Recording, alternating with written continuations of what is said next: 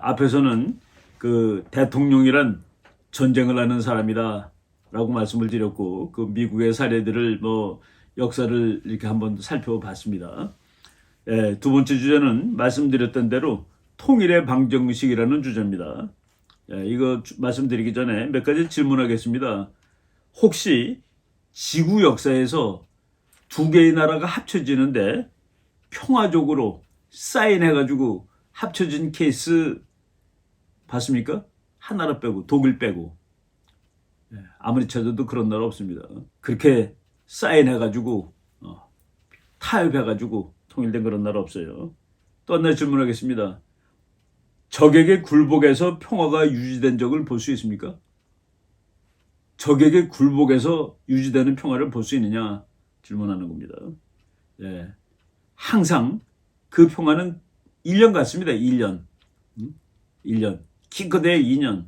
그리고 차라리 미리 싸울 걸이라고 통탄하고 후회할 만한 그런 큰 전쟁을 초래한 것이 국제정치 역사의 경험입니다. 우리나라 옛날에 한번 통일했습니다. 이제 우리 대한민국 국민들 다 알아요. 삼국 통일.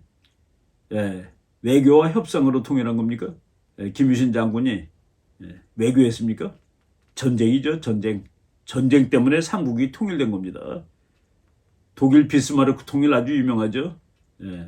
비스마르크가 그랬죠. 이거는 회의와 결의와 박수와 이런 것이 아니라 피와 철혈재생이라고 그러죠. 그거로 독일이 지금 세계적인 강대국이 되는 그 기반을 만든 겁니다. 프러시아라는 별로 크지 않은 나라가 그 옆에 수백 개로 쪼개져 있던 그 점원 게르만 나라들을 통합시켜가지고 세계적인 강대국까지 만들었는데 그게 다 전쟁이 결과다. 왜 그럼 통일이란 이렇게 전쟁을 통해서만 돼야 될까? 통일이라는 건 말이죠. 여러 개의 주권이 하나가 되는 겁니다.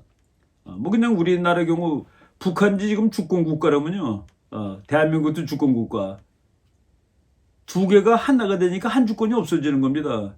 그 없어지는 주권을 가지고 있던 사람이 없어지겠습니까? 그냥 그 주권이 뭔데?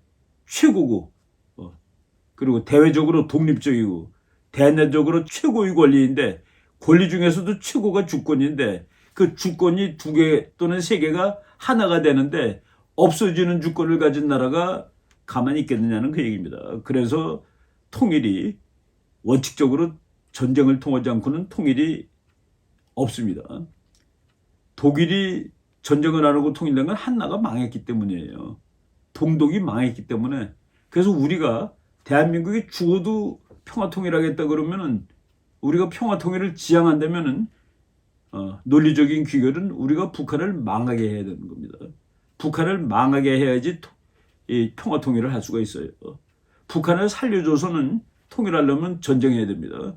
또는 통일 안 하든지 우리가 이렇게 이 원칙 그리고 교과서적인 지식, 지혜 이것을 무시하면 안 되는 겁니다. 그래서 통일은 어느 경우든 한 체제가 다른 체제를 압도하는 것이 통일입니다. 그러지 않은 적이 없었기 때문에 그렇습니다. 두 나라가 예를 들어 공산국가하고 자본주의 국가가 합쳐가지고 어떻게 짬뽕이 나옵니까? 공산주의하고 자본주의가 합쳐집니까? 그래서 평화통일, 화해통일, 화합 그런 거 없어요. 우리 말은 좋지 모르지만은 이제 우리가 국제정치를 현실로 봐야 됩니다. 현실로. 북한이 핵을 내려놓을 것 같아요. 없어지기 전에. 그래서 통일은 전쟁을 통해서만 가능하다고 능히 말해도 괜찮은 겁니다. 역사상 전쟁을 거치지 않은 통일은 1990년에 소독, 이 동독을 통일한 것 한 사례밖에 없는데 그는 동독이 이제 이미 망한 상태나 마찬가지죠. 동독이 붕괴됐기 때문에 그래서 이 서로 라이벌인 중에서 하나가 붕괴되면 그거는 이제 그때는 흡수통일이 되는 것이죠. 그래서 모든 통일은 흡수통일입니다. 평화통일이든 전쟁 통일이든 결과는 흡수통일이다. 이제 우리가 더 이상 거짓말하지 말자라고 얘기하겠습니다. 우리가 통일의 방정식이라고 그랬는데 우리가 통일에 대해서 참 오래 공부했습니다. 다른 나라 통일도 보고 첫째, 국제정치적 기회를 포착해야 됩니다. 특히 이제 우리나라 같은 경우에 독일도 마찬가지고 국제 정치가 허락을 해야지 통일이 됩니다. 그래서 국제 정치적 기회를 포착해야 된다. 두 번째, 최강의 국가를 설득해야 하고 그들로부터 승인을 받으면 통일할 수 있다. 세계가 그 단일화가 된 것이 한 1500년 무렵이죠. 그 이후로 세계 최고의 패권국이 거부하는 일은 잘 되지 않습니다. 그래서 우리가 지금 통일을 하려면은 독일이 통일도 마찬가지지만은 최강의 국가를 설득하고 그로부터 승인을 받아야 된다. 그리고 세 번째 원칙, 엄밀한 의미에서 평화 통일은 불가능하다. 없는 건 없다고 얘기합시다. 다만 통일의 대상이 붕괴되는 경우 그때는 평화 통일이 가능하다. 한국의 경우 1990년대 초반 통일의 국제체제적 기회가 있었다. 소련이 망하고 북한이 패닉 상태에 놓였을 때, 중국은 아직 강대국이 되기 전에, 그리고 미국은 누구보다도 막강한 강대국이었을 때, 그때 우리가 국제 무대를 탔으면 통일할 수 있었는데, 애석하게도 그때는 뭐 이렇게 탁월한 전략가가 우리나라에 있지 않았다라는 생각이 됩니다. 지금 다시 서서히 통일의 기회가 국제정치적으로 다가오고 있다고 보입니다. 북한은 이제 나락에 떨어졌습니다. 밥도 못 먹어요. 그래서 할 일이 미사일 쏘는 것밖에 없습니다. 그리고 국내외 문제로 몇십 년 동안 그래도 막 발전을 했는데 이제 그것이 이제 딱 섰습니다. 봉착에. 그래서 국내외 문제로 그 아주 절박한 상황에 봉착한 중국, 그리고 중국을 이거 그냥 가만 놔둬서는 안 되겠다고 생각하는 미국, 그리고 미국 편에 편드는 세계, 이런 상황이 다시 북한과 중국을 한편으로 하고, 그리고 우리가 통일할 수 있는, 우리를 도와줄 수 있는 국제정치적인 힘이 늘어나고 있는 중이다. 이 기회를 또 우리가 놓치면 안 되겠다라고 말씀을 드리겠습니다. 뭐 소독 통일 얘기 하나만 잠깐 얘기해 보겠습니다. 소독 통일이 말이죠. 원래 소독은 4개로 쪼개졌던 나라입니다. 독일이 워낙 강대국이죠. 그리고 또 강대국이니까 그냥 전쟁을 자주 일으킵니다. 그래서 독일을 정말 여러 나라들이 싸워서 무너뜨린 다음에, 그래서 그 독일에 대해서 전쟁을 했던 나라가 소련, 미국, 영국, 프랑스죠. 그래서 그 4나라가 4개로 자른 거예요. 4개로 잘랐는데 그래도 영국, 프랑스, 미국이 같은 편이었기 때문에, 그래서 영국, 프랑스, 미국이 가졌던 쪽이 소독이 되고 소련이 가졌던 쪽이 동독이 된 겁니다. 그래갖고 그래서 소독이 동독보다 땅도 크고 뭐 인구도 더 많았던 것이죠. 3대 1이니까. 그리고 베를린 시도 그 시를 또 이렇게 4개로 쪼개가지고서 그렇게 그 몇십 년 동안 분단이 돼 있었습니다. 많은 사람들이 그렇게 얘기했었죠. 한국 통일이 더 쉬울 거라고, 독일 통일보다. 왜냐하면은 독일은 통일되면 또 강대국이 돼가지고 온 동네를 시끄럽게 만들지 모른다. 그래서 강대국들이 독일은 통일시켜주기 원치 않는데, 한국은 뭐 이렇게 크지 않으니까 통일이 된다 해서 세상을 뭐 시끄럽게 만들 나라도 아니고 그랬는데, 독일은 지금 통일이 됐고, 독일 통일된 지 30년이 되었다. 분단된 거는 우리랑 거의 같은 무렵에 됐는데 독일은 이미 30년이 되었고 우리는 아직도 통일을 못하고 있다 하는 그런 얘기입니다. 수많은 사람들이, 동독 사람들이 담 넘어서 서독으로 오다가 죽고 그랬죠. 총 맞아 죽고. 지구 역사를 보면 말이죠. 공산주의 체제하고 자유주의 체제가 있을 때 사람이 어디로 이동했느냐, 그거 보면 어느 체제가 우수하다가 나옵니다. 여러분, 소독 사람 중에서 동독으로 넘어간 사람은 정신 나간 사람 몇 명밖에 없습니다. 보통 사람들은 다 동독에서 정말 총 맞아가면서 소독으로 넘어왔죠.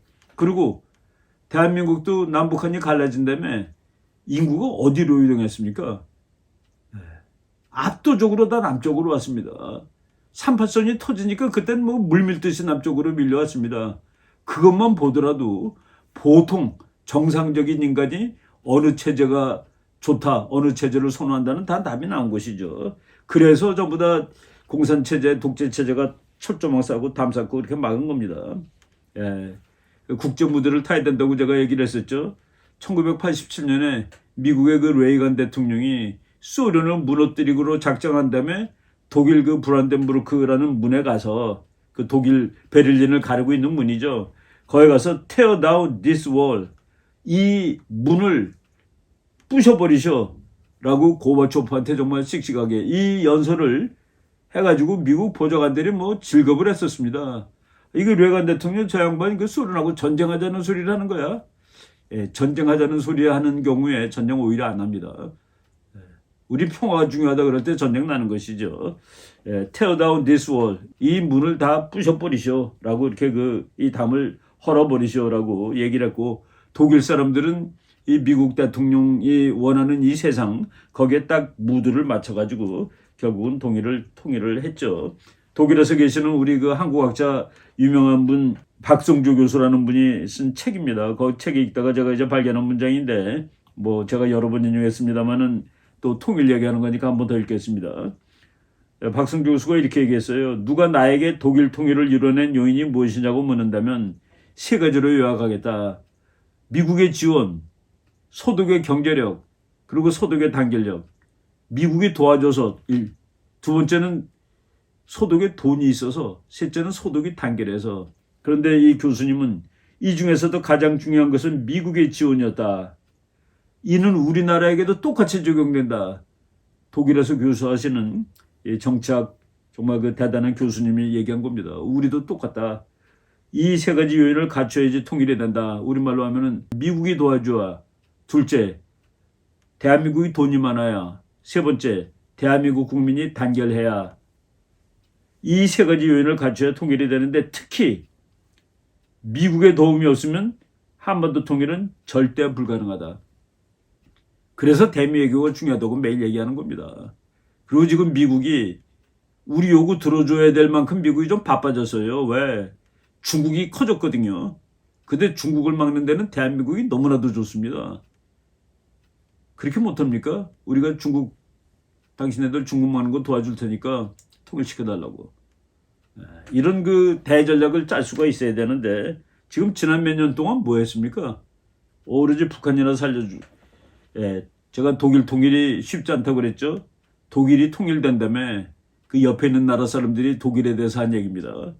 대처 수상, 이 사람은 얼마나 괜찮은 사람입니까? 미국하고 친하고. 예, 대처 총리가 이렇게 얘기했어요. 우리는 독일 통일을 원치 않는다. 근데 미국이 독일 통일을 시키려고 그러네.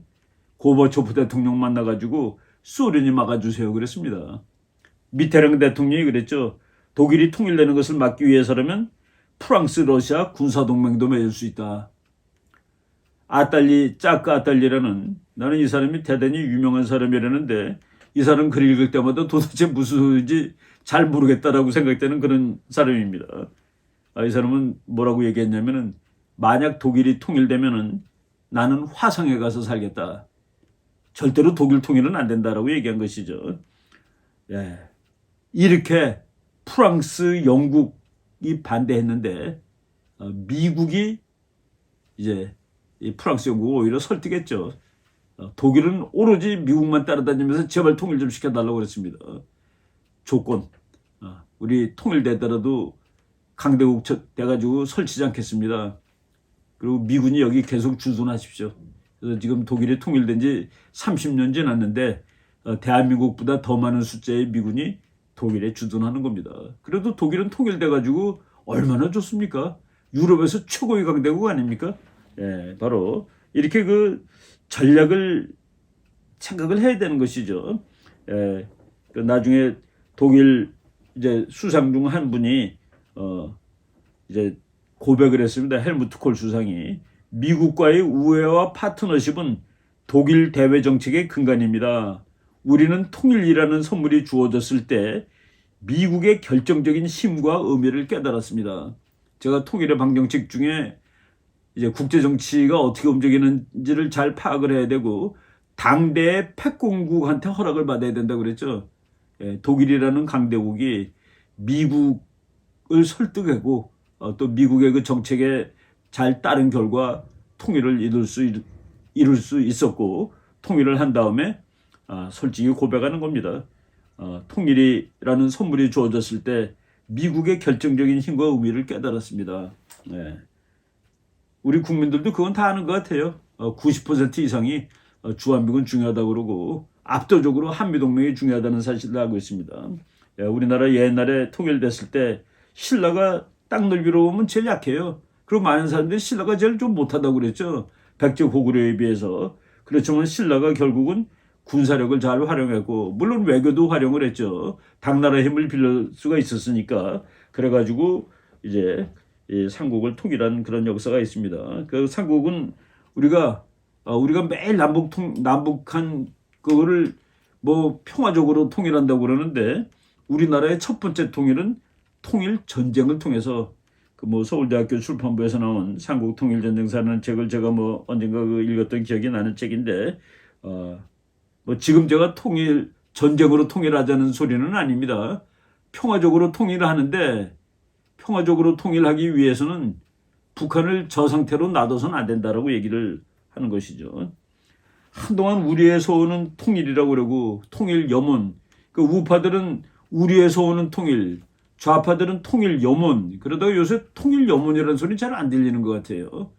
그들은 북한을 살려주기를 원하는 것 같은데 제가 이제 자료 정리하면서 보니까 2011년 10월 16일 날 미국 국방대학에서 나온 전략연구 보고서가 있는데 그 보고서를 제가 요약해뒀던 그 파워포인트 파일을 하나 발견했습니다. 거기에 뭐라고 나왔냐면은 2011년 건데 이제 2012년에 그 대통령 선거 뭐 박근혜 대통령이 당선될 그 직전이죠. 한국 진보 정권이 집권하게 되면은 북한이 위기가 오더라도 통일을 추진하지 않을 것이라고 이 국방대학 보고서에서 이 보고를 했더라고요. 보수 정권이 들었으면은 아마도 통일을 추구할 것이다. 그런데 진보 정권 집권이 되게 되면은 북한이 위기가 와도 통일을 추진하지 않을 듯. 뭐 결과적으로 그것이 맞는 거로 나타났죠. 통일을 추구하는 것이 아니라 계속 오히려 북한을 살려주고 더 나쁜 말로 하면은 우리가 통일 당할지도 모르는 그런 상황으로 몰고 가는 거 아닌가 하는 생각을 해봤습니다. 여러분 그 지금 보여주는 파워포인트 한번 보십시오. 태극기 더하기 북한의 인공기 뭐가 되겠습니까? 우리나라 사람들이 가장 국제정치적으로 잘못 알고 있는 것이 태극기와 인공기가 합쳐지면은 한반도기가 나오리라는 정말 그거는 국제정치에 존재하지 않는 잘못된 생각입니다. 태극기와 인공기가 합쳐져서 통일국가가 생겼다 그러면은 그 통일국가가 사용할 깃발은 태극기 아니면 인공기입니다. 통일의 기본 방정식이 그렇다는 얘기입니다. A하고 B가 합치면 AO와 B지 A, B라는 정권이 생기지 않습니다. 이걸 우리가 정확히 알아야 된다. 베트남 같은 경우에는 통일된 다음에 남베트남 수도가 북베트남의 그 지도자 이름으로 바뀌었죠. 호치민. 그래서 그 사이공이 호치민 시티가 됐습니다. 아마도 북한이 통일하면은 지금 여러분들이 살고 계시는 서울특별시는 김일성 씨가 될 확률이 100%라고 저는 봅니다. 우리가 통일하면 뭐 북한을 무슨 시로 평양시 그대로 놔두죠. 그렇지만은 통일이라는 게 그렇다는 얘기입니다. 통일된 이 나라의 이름은 대한민국이어야 합니다. 이 나라의 깃발은 태극기여야 합니다. 통일된 이 나라의 수도는 서울이어야 합니다. 지금 이상한 소리들 많아요. 뭐 계속 이런 소리. 통일된 이 나라의 경제체제는 자유주의 시장경제입니다. 통일된 이 나라의 정치체제는 민주공화입니다. 민주주의 공화국입니다. 바로 이런 그 엄밀한 원칙을 우리가 갖자. 이게 제가 그냥 뭐 상상화로 얘기하는 것이 아니라 독일이 통일됐을 때 동독 더하기 소독은 통일 독일은 소독이다. 그 방정식이 풀리면 통일이 되는 겁니다. 북베트남 더하기 남베트남은 통일 베트남인데 그것은 북베트남이었다. 참 황당한 방정식이죠. 수도도 그대로, 국가도 그대로, 깃발도 그대로, 다 그대로입니다. 독일은 수도 바뀌었어요. 소독의 수도가 본이었습니다. 그리고 동독의 수도가 베를린이고 원래 독일의 수도는 베를린입니다. 소독이 통일되기 전까지 헌법에 그렇게 써 있었습니다. 통일되기 전까지 본을 임시 수도로 한다. 통일되면 베를린으로 간다. 그래서 소독이 통일했지만은 수도는 동베를린에 있던 그 베를린으로 된 겁니다. 물론 베를린의 일부는 또 소베를린 소독이었었죠. 바로 우리가 소독 더하기 동독은 통일 독일은 소독이라는 이 황당한 방정식. 남베트남 더하기 북베트남은 통일 베트남인데 그것은 북베트남이라는 방정식. 우리는 여기서 독일 측의 통일을 원합니다. 독일 측의 통일을 당연히 해야 됩니다. 대한민국 더하기 북한. 북한은 이 세계에서 민주주의자가 제일 많이 들어간 나라입니다. 조선 민주주의 인민공화국. 인민, 민주주의, 공화, 이게 전부 다 민주주의를 상징하는 나라인데, 그래서 제가 그 조선민주주의 인민공화국은 그 말이 맞지가 않기 때문에 그냥 북한이라고 불렀습니다. 대한민국 더하기 북한은 통일 한국인데 그것은 대한민국이어야 한다라는 이 방정식을 우리가 풀기 위해서 이제 대단히 애를 써야 할 때가 되었다라고 봅니다. 국제정치학적으로 통일되면 우리가 뭐 어떻게 되고를 떠나서 이제 그런 얘기 너무 많이 했어요. 이제 우리는 북한 주민 2천만 이상 이 불쌍한 우리 동포들을 정말 저들을 구해야 되겠다. 우리가 같은 동포로서 이렇게 더 이상 북한의 정권만 아부떨고 북한 주민들은 나 몰라라 하는 이런 일은 더 이상 있을 수가 없다라는 그런 의미에서 오늘 그 통일에 대해서 말씀을 드렸습니다. 네, 뭐 국제 문제 계속 그리고 이제 우리 국민들이 개념에 대해서 조금 좀 오해도 하고 잘 모르기도 하는데 그런 것도 드문드문 섞어서 앞으로 계속 말씀드리도록 하겠습니다. 오늘 거 여기까지 하겠습니다. 여러분 고맙습니다.